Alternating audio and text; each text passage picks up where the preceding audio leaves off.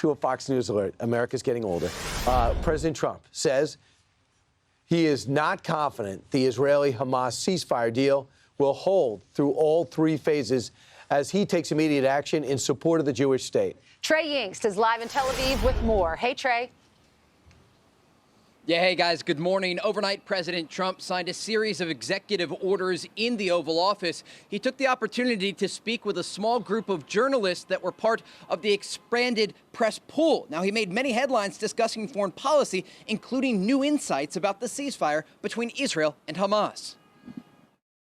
How confident are you, Mr. President, that you can keep the ceasefire in Gaza and conclude the three phases of this deal? I'm not confident. That's not our war, it's their war, but I'm not confident. But I think they're very weakened on the other side. Gaza, boy, I looked at a picture of Gaza. Gaza is like a massive demolition site. That place it's really got to be rebuilt in a different way.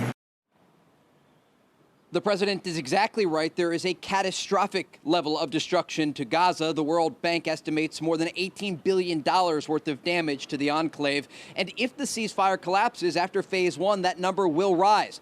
Before speaking in the Oval Office, the commander-in-chief met with the families of hostages still being held by Hamas.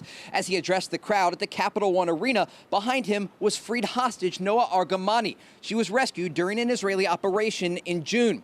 Now, given the ceasefire that went into effect just 3 days ago, there is hope in the region about the possibility of a broader agreement that could bring in more normalization deals. President Trump discussed this last night in the Oval Office, saying that there could be a deal between Israel and Saudi Arabia as early as this year. Guys?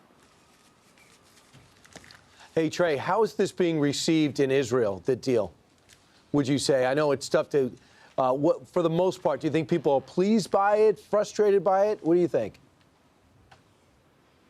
At this point, they have some hope after so many months of waiting. It was 470 days that these women were held inside Gaza. And you heard Israeli leaders coming out and thanking President Trump and his Middle East envoy, Steve Witkoff.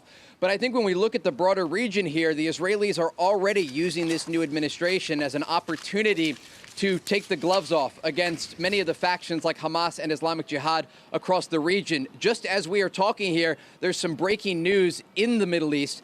The Israelis right now are conducting a counterterrorism operation in the West Bank city of Jenin. This is an area where we know there are many of these militant cells, and it appears this is a large-scale operation that could last even a number of days here in the Middle East. Guys? Wow, that just happened. Fantastic. I appreciate it, Trey. Thank you. I'm Steve Doocy. I'm Brian Kilmeade. And I'm Ainsley Earhart. And click here to subscribe to the Fox News YouTube page to catch our hottest interviews and most compelling analysis.